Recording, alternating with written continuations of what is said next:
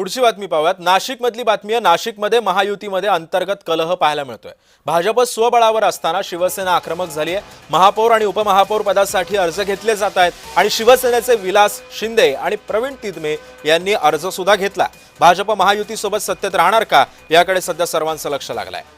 या संदर्भात अधिक माहिती जाणून घेऊन माझे सहकारी किरण गोटूर सध्या आपल्या सोबत आहे। किरण, भाजप स्वबळावर लढायचं म्हणते, महापौर आणि उपमहापौर पदासाठी अर्ज सुद्धा घेतले जात आहेत। शिवसेनेचे विलास शिंदे आणि प्रवीण तिदमे यांनी सुद्धा अर्ज घेतलाय, काय माहिती आहे? सध्याची एक महत्वाची ही बातमी म्हणावी लागेल, कारण नाशिक महापालिका निवडणुकीत भाजप स्वतंत्र लढली होती आणि भाजपची एक हाती सत्ता जी आहे ते नाशिक महापालिकेवर आल्याचं आपल्याला बघायला मिळतोय।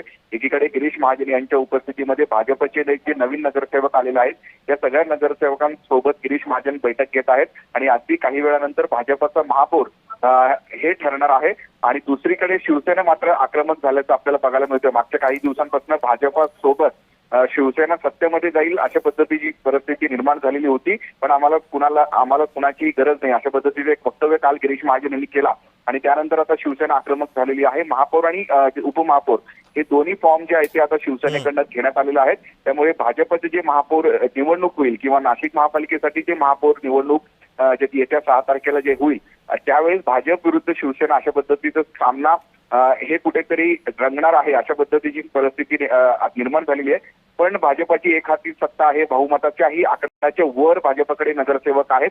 त्यामुळे आता अगदी काही वेळानंतर भाजपचा महापौर कोण हे ठरणार आहे। त्यामुळे शिवसेना आता आपलं जे उमेदवारी अर्ज दाखल करणार का किंवा दाखल केल्यानंतर ते माघार घेणार का हे बघणं महत्वाचं असेल। नक्कीच। धन्यवाद किरण, आपण दिलेल्या या सविस्तर माहितीबद्दल।